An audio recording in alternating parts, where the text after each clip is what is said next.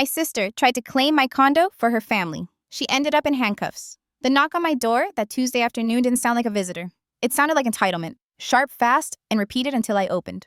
When I swung the door open, Rachel stood there with a giant iced coffee in her hand, sunglasses perched on her head like a crown. She didn't wait for an invitation. She stepped inside with the kind of confidence that made it clear this wasn't a social visit. Her eyes darted everywhere. The living room, the tiny office closet, the second bedroom, like she was an inspector about to give me a score. I leaned against the doorframe confused. Hi to you too, I said. Rachel ignored me, pacing slowly, heels clicking against my floor. She stopped in the kitchen, planted one hand on her hip, and sipped her coffee before delivering the bomb. This place is bigger than I remembered. I frowned. Thanks, she gave a little nod, like she had just confirmed something she already knew. Then she turned to me, her face calm, almost rehearsed. We've decided this should be the family's home now, she said. Mark the baby, and I will move in. You can find another place. I laughed, because what else do you do when someone drops insanity at your feet? I'm sorry, what Rachel's expression didn't change. You don't need all this space. You're just one person. Meanwhile, we've got a baby. Rent is impossible. This makes sense. I stared at her, waiting for the punchline, waiting for her to smirk and admit it was a joke. But she didn't. She crossed her arms like she was the one making a reasonable request. You're joking, right? I asked finally. Her eyebrows arched. No. Mom and Dad agree. It's the best thing for everyone. For a moment, I couldn't breathe. My condo, the place I worked, double shifts for the place, I cried over. When I finally made the last mortgage payment, was suddenly being spoken about like a community center. My family could claim whenever they felt like it. You already talked to Mom and Dad? I asked. Of course, Rachel said. They think it's only fair? You don't even use the second bedroom? I felt my jaw clench. She was right about one thing, I didn't use the second bedroom.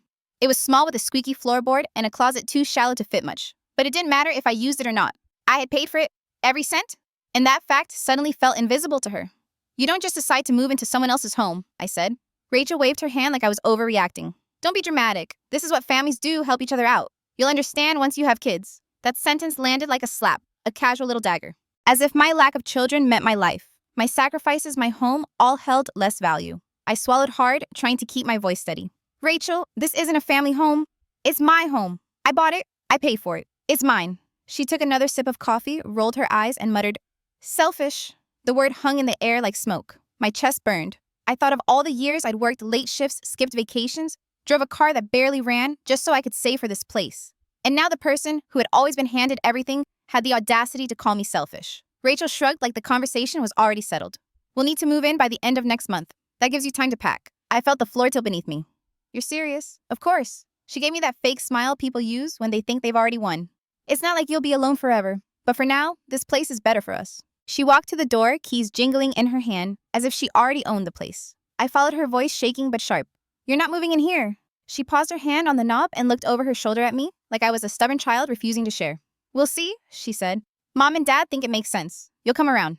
Then she walked out, leaving the smell of iced coffee and arrogance behind. I stood in the middle of my living room staring at the door. My fridge groaned in the corner, the same second-hand one I'd patched up years ago, and my eyes fell on the mortgage letter still pinned to it with a dumb cow magnet. Mortgage paid in full. The proudest moment of my life. And now my sister thought she could erase it with a snap of her fingers. I didn't feel angry yet, just tilted, off balance, like the world I'd been building so carefully had suddenly shifted without warning. But deep down, I knew this was only the beginning. To understand why Rachel thought she could stroll into my condo and claim it like a birthright, you'd have to rewind. This didn't start yesterday. I was 16 when I got my first job bussing tables at a greasy diner off Main Street. Minimum wage plus tips if the customers weren't too stingy, which most of them were. I'd come home smelling like fries and bleach hands red from scrubbing, but there was always satisfaction in seeing cash in my pocket that I'd earned myself. Rachel never had to do that. 4 years younger, she was the golden child. Cheer camp fees? Paid. Driving lessons? Covered. Prom dress? No hesitation. Meanwhile, I got told, sorry money's tight when I needed new brakes on my car. It wasn't that Rachel was cruel. She was just used to the world bending her way. Teachers loved her. Neighbors praised her. If she forgot an assignment, my parents said she was tired. If I got a B instead of an A, I was scolded for not working hard enough. By the time I went to college, the contrast was brutal. I went to a state school on scholarships and part-time jobs, library shifts, warehouse shifts, anything that kept tuition paid. Rachel. She breezed into a private university with a price tag that made my stomach knot. My parents co-signed her loans like it was nothing. I studied computer science in windowless labs. She majored in communications and posted pictures at tailgates and trendy coffee shops. It became a pattern. I worked, she lived. I sacrificed, she was celebrated. When I bought the condo 5 years ago, it was the cheapest 2-bedroom I could find in a neighborhood that wasn't falling apart. The paint peeled, the appliances groaned, the floor squeaked. But it was mine. Signing those mortgage papers felt like crossing a finish line. My hands actually shook because I was terrified I'd mess something up. Rachel came by once back then just to see it. She walked through with her nose slightly wrinkled and said, "It's cozy," which is a polite way of saying small. It's what I can afford, I told her. She gave me a smile that wasn't really a smile. I mean, I could never live somewhere like this, but good for you.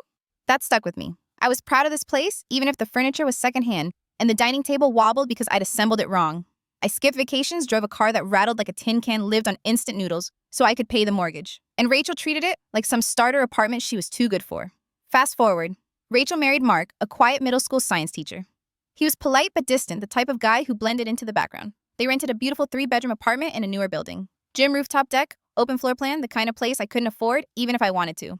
When they had their baby, I sent gifts, visited, tried to be the good aunt.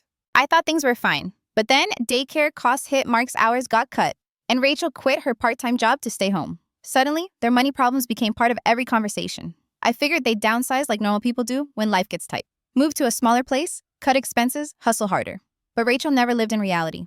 Instead, she showed up at my door, holding iced coffee, telling me the condo I spent years bleeding for was suddenly a family asset. And the worst part? My parents agreed. Of course they did. It wasn't surprising. Growing up, Rachel could do no wrong. When she got caught sneaking out, my parents laughed and called it teenage rebellion. When I came home late from work, I got lectures about responsibility. When Rachel wanted something, they moved to mountains. When I needed help, I was told to figure it out myself. Somewhere along the way, I accepted it. I learned to be the responsible one, the one who never asked for much, the one who carried her own weight. I wore it like armor. But standing in my condo that day, staring at the mortgage letter pinned to my fridge, I realized my armor had turned into a target. Because to Rachel, I wasn't her sister who had fought tooth and nail to build a life. I was just a resource she hadn't tapped into yet. And to my parents, well, I was reliable. Too reliable. Reliable enough that they thought I'd fold without a fight. But this time I wasn't folding. The morning after Rachel's little announcement, my phone buzzed before I'd even finished my first cup of coffee. "Mom." "Sweetie," she began in that soft, manipulative tone she used when she wanted me to agree to something without realizing it. "I heard you were a little tense with your sister yesterday." "Tense," I repeated, staring at the steam rising from my mug. She showed up and announced she was moving into my condo like it was already settled. "She probably just assumed you'd help out. Family helps each other, that's what we do." I gripped the mug tighter. She didn't ask me anything. She decided for me. Mom sighed like I was being dramatic. "You don't even use the second bedroom. Doesn't it seem fair to share when Rachel and the baby are struggling?" There it was. The guilt card, the baby, the holy shield against logic. "Mom, I'm not agreeing to this," I said flatly. She hesitated before saying, "We'll talk more at Sunday dinner." I hadn't even known there was a Sunday dinner. By noon, my phone lit up again. Dad this time. His voice was heavy with disappointment, like I'd failed some unwritten family code. "You need to think about the bigger picture," he said. "Step up. Don't make this harder than it has to be." "I'm not the one asking to take someone else's home," I shot back. "You're being dramatic," he muttered. By mid-afternoon, my aunt texted, a woman I hadn't spoken to in over a year. "Honey, they just need a break. You can get another place later." Another place. As if people just keep spare condos in their back pockets. By the evening, Rachel herself sent me a long message. She'd attached a spreadsheet Mark had apparently created. I opened it, my jaw tightening with each line. At the top, it read, "Family Household Budget Plan." The columns listed projected expenses, groceries, utilities, baby supplies. One column in particular glared at me, rents. Utilities, yes. HOA fees or repairs, nowhere to be seen. As if this place maintained itself out of goodwill. I wanted to throw my phone across the room. Instead, I scrolled down. A note at the bottom in Rachel's handwriting. "We'll save so much money living here. Think of it as an investment in family stability." Family stability. Translation. My stability sacrificed for hers. I didn't respond. Instead, I opened my laptop and checked the complex's public leasing page. They posted all their policies online. There it was in black and white, early termination penalty, 3 months rent. My eyes narrowed. This wasn't just about wanting space. This was about escaping a bill. That explained the urgency in her voice, the smug certainty that they had to move in here. She wanted to drop the financial grenade in my lap and walk away whistling. Later that night, I called Sam, a friend who worked front desk at a local real estate office. I didn't mention names, just asked general questions. "How many rental applications are getting denied lately?" I asked. "Loads," he said. "Credit scores tanked, late payments stacking up. Some people can't even scrape together deposits anymore." He didn't say Rachel and Mark outright, but I connected the dots. They weren't just broke. They were desperate. And desperate people stop asking. They start taking. Friday afternoon, Mom called again. "We're doing family dinner Sunday," she said brightly. "Everyone will be there. We can talk this through calmly." Calmly? I almost laughed. Family dinners at my parents' house weren't calm discussions. They were orchestrated ambushes. A table full of nodding relatives, voices politely persistent, until you caved.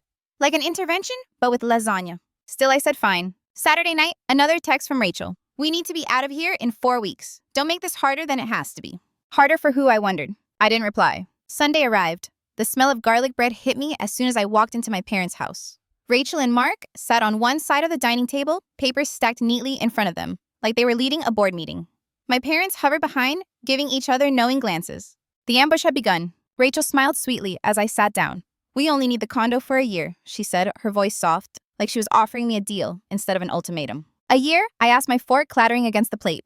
"Well, maybe less," she added quickly. "Depends how fast we get back on our feet." She slid the folder across the table. Inside the same spreadsheet, this time, printed out like a legal contract. Mark cleared his throat. "We'd cover utilities," he said earnestly. "Obviously no rent since you already own the place." I flipped through those pages again. Utilities. That was it. "Generous," I said dryly. Mom leaned forward. "Honey, think of the baby. She needs her own room." I glanced at Rachel. "You rent a 3-bedroom right now." "It's too expensive," she said flatly. "So get a smaller place." Her lips pressed tight. "Why should we uproot everything when you have space sitting there unused?" "Because it's mine," I thought, but I didn't say it yet. Instead, I looked around the table at all of them. Rachel with her practiced sweet smile, Mark with his polite half nods, my parents with their guilt-laden stares. It hit me in that moment this wasn't a request. It was a verdict. They weren't asking me to help, they were telling me I had no choice. And if I didn't push back hard now, I'd lose the one thing in my life that was truly mine. The garlic bread hadn't even cooled before Rachel launched into her pitch. She slid the folder toward me with a little flourish, like she was unveiling a magic trick. "Mark and I worked out a plan," she said. "Budget, timeline, everything." Mark added, "It's very organized. We'd cover utilities. Obviously no rent since you already own the place. Utilities. That word again. As if the roof didn't need maintenance, the HOA fees didn't exist, the appliances didn't break." I pushed the papers back. "Not happening?" Rachel's smile faltered. "Why not?" "You don't even use the 2nd bedroom." "Because it's my home," I said evenly. Mom leaned in, her voice dripping with maternal guilt. "Honey, it's temporary. Think of the baby. She needs her own room." I looked straight at Rachel. "You already rent a 3-bedroom. What happened to that?" Her mouth tightened. "It's too expensive." "So downsize," I said. "Get a smaller place." The air shifted. Dad set down his fork with a heavy sigh, like he was about to deliver wisdom from a mountain. "This is about family working together. You've got the room. They've got the need. It's common sense." I pointed to the spreadsheet. "You wrote this like I already agreed." Did anyone actually think to ask me first? Silence? No one answered. Rachel finally broke it with a huff. "We figured you'd be reasonable once you saw the numbers." I flipped to the so-called budget. Rent 0. Utilities halved. HOA fees missing. Repairs non-existent. Like the condo ran on fairy dust. "You left out a detail," I said. 3 months rent. That's what it costs to break your lease early, isn't it?" Rachel's face went red. "That's none of your business." "You're making it my business," I said. "This isn't about helping the family. This is about you dodging a penalty." Mark shifted in his chair. Rachel glared. "Don't twist it," she snapped. "We just need a fresh start. You're being cold. Cold. Selfish." The words piled up like bricks against my chest. "Family helps each other," Rachel added, her voice cracking now. "Do you really want to see us homeless?" "You're not homeless," I shot back. "You rent an apartment, sell the furniture, break the lease, move somewhere cheaper. People do it every day. But you're not moving in here." Mom gasped, like I'd cursed at the table. Dad shook his head slowly, disappointed. Rachel slammed her palm down, rattling the silverware. "We're family." "Family also respects boundaries," I said. "And you don't get to declare my home isn't mine anymore because you made bad choices." The silence that followed was heavy, the kind that buzzed in your ears. Rachel's face was flushed, her eyes glassy with a mix of fury and desperation. "You think you're better than us just because you managed to buy a place?" I stood pushing my chair back. "No, I think I'm the one who owns this place, and I'm done pretending otherwise." I grabbed my jacket from the back of the chair. "Thanks for dinner," I said coolly. "Good luck with the lease." Nobody stopped me. Nobody even moved. I walked out, the sound of my boots on the old hallway tile echoing louder than any of their words. As I closed the door behind me, I heard Rachel mutter, "She's heartless." Maybe I was, but I'd rather be heartless than homeless. That night, lying in bed, I stared at the ceiling and realized something chilling. They weren't going to stop. This wasn't over. It was just beginning. For 2 days after that dinner, my phone barely stopped buzzing. Rachel's texts, Mom's voicemails, Dad's sigh-filled lectures. I muted them all. I thought maybe, just maybe, silence would cool things down. I was wrong. It started with something small. A faint scratch near my front door lock. I almost missed it. At first, I thought it was from my keys or maybe the movers years ago. But I've lived here long enough to know every dent and squeak in this place. That scratch was new. The next evening, another mark. Lower down on the door, like someone had nudged it with their shoe. My stomach sank. I ran my finger across the grooves. Shallow, fresh. Was I paranoid? Maybe. But after everything, I wasn't willing to gamble.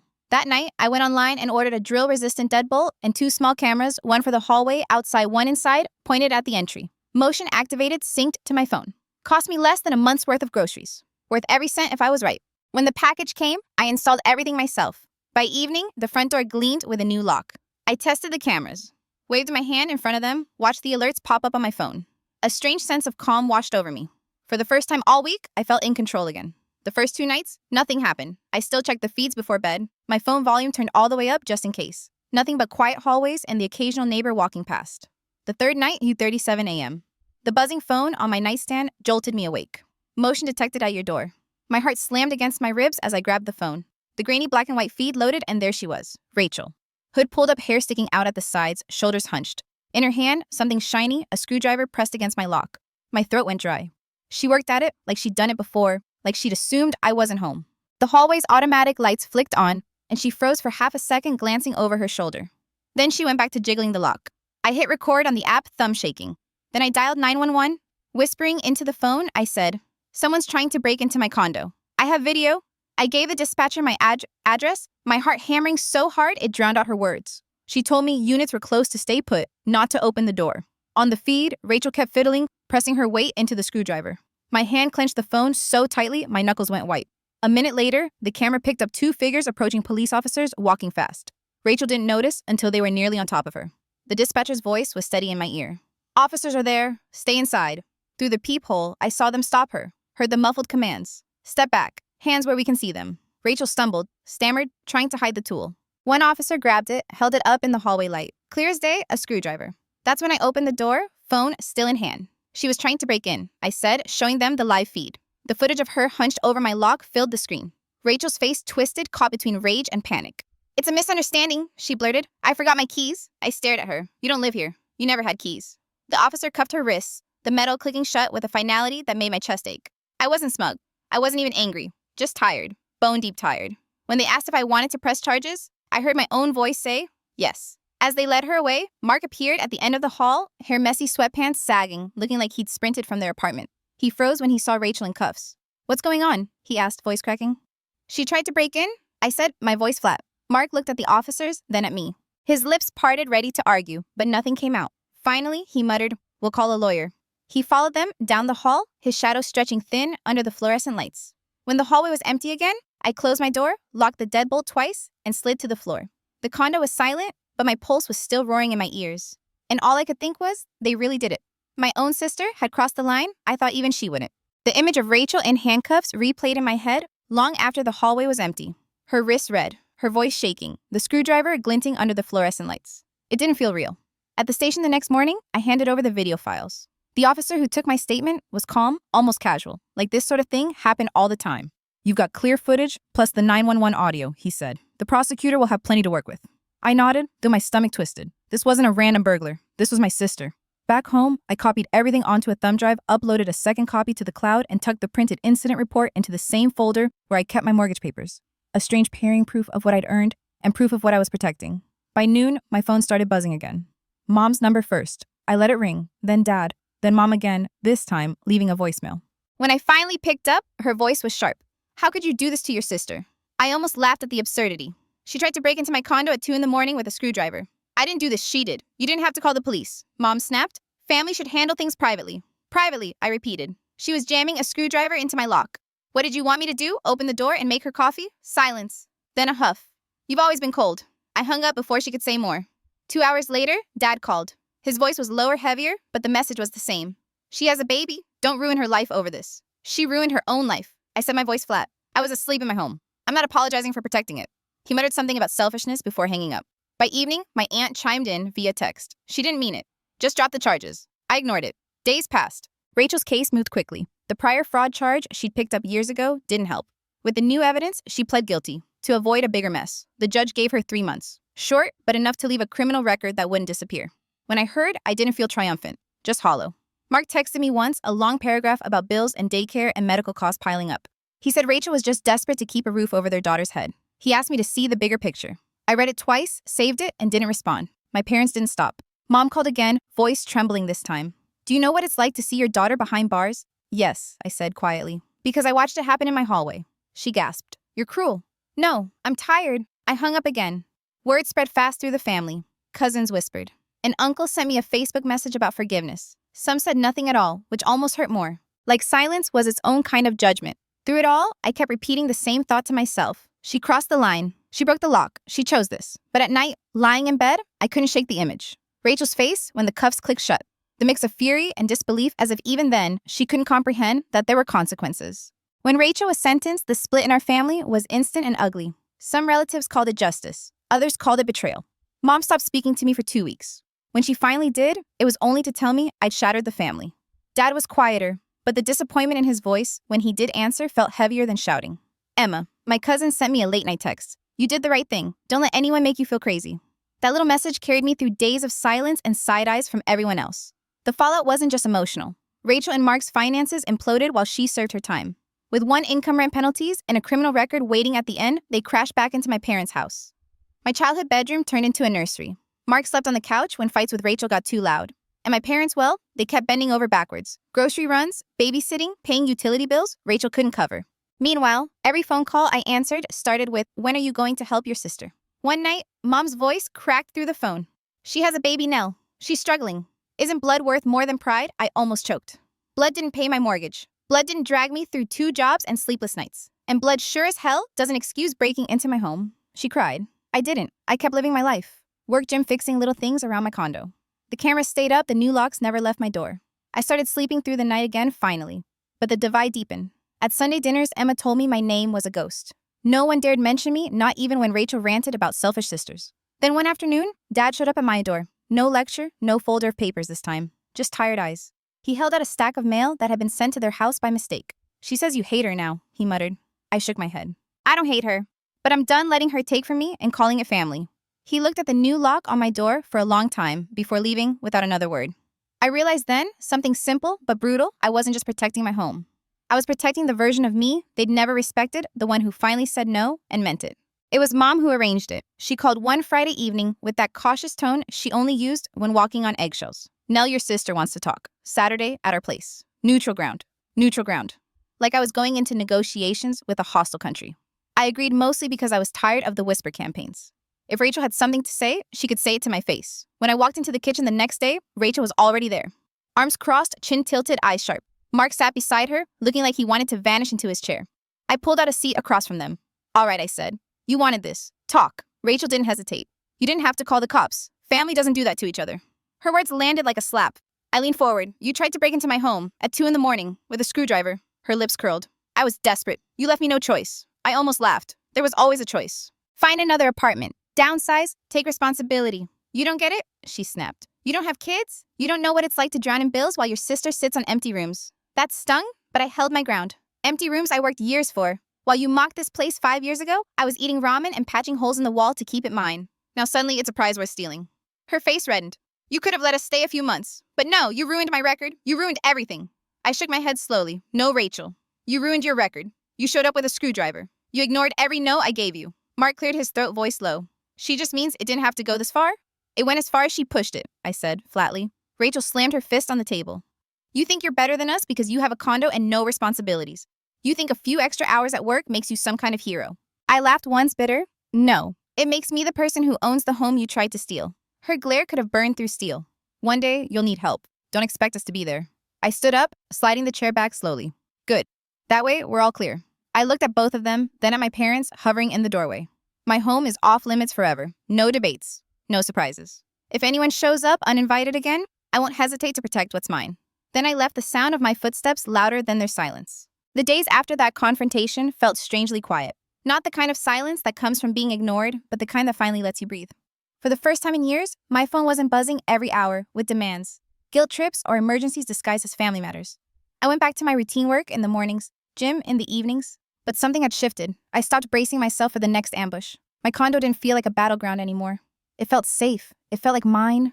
I started fixing things I'd put off for years. That sticky window in the living room. Replaced the frame one Saturday with help from YouTube tutorials. The patchy hallway wall, painted it with a cheap roller and way too much blue tape until it finally looked decent. I even bought a new couch, tossed the lumpy one I'd been dragging around since college, and picked up a used rug that for once didn't clash with the curtains. These were small things, but every change felt symbolic.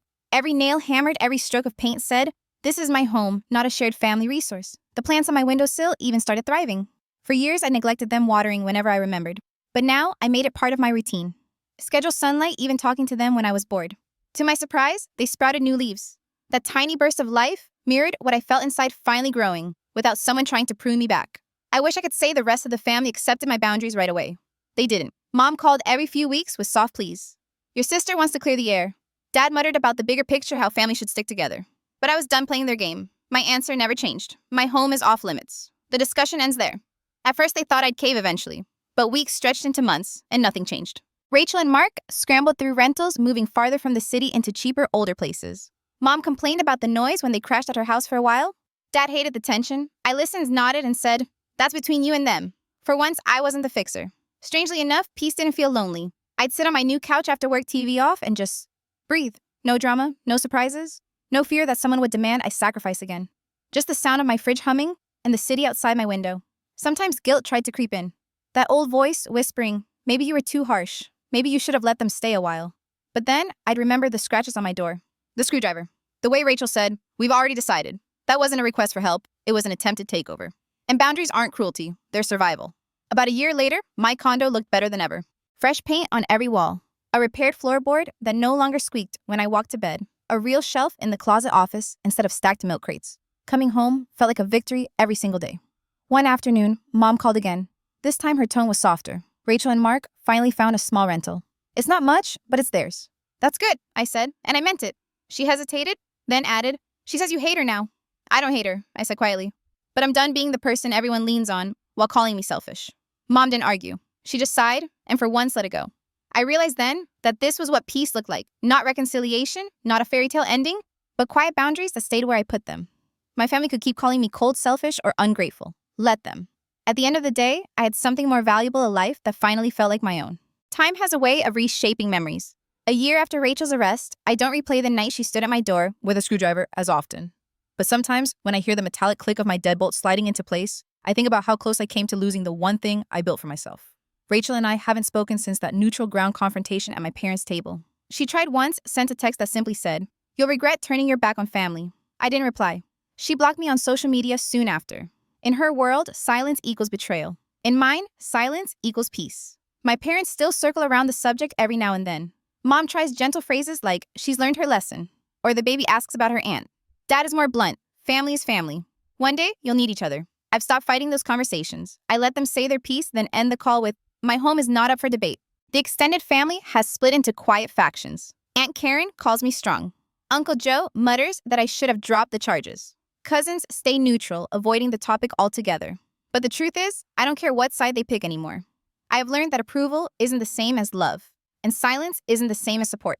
What surprised me most was how quickly peace became normal. The same condo that once felt like a fortress under siege now feels like a sanctuary. I open the blinds in the mornings without wondering if someone is lurking outside. I walk in after work and hear nothing but the quiet hum of my plant's grow lights and the familiar groan of the fridge. That silence is no longer eerie, it's steady. I've even started hosting small dinners. Friends, coworkers, sometimes. My cousin Emma. We laugh over takeout containers, drink cheap wine, and fill the condo with a kind of joy my family never managed to create. Every time I hear laughter echo in the hallway, I remember how Rachel once wrinkled her nose and called this place cozy. Now, it's more than cozy. It's mine. As for Rachel, last I heard, she's juggling part-time jobs. Mark picked up tutoring gigs to make ends meet. They rent a smaller place, far from the city, nothing like the dream apartment they once bragged about. Sometimes I wonder if she blames me every time she struggles. Probably. But her struggle was never my fault. Do I feel sorry for her? In flashes, yes. She has a child who didn't ask for any of this. But then I remember the scratches on my door, the way she smirked when she said, "It's a family place now." And my sympathy fades. Here's what I've realized sometimes. The most radical act of self-preservation is saying no. Not softly, not with conditions, but with finality.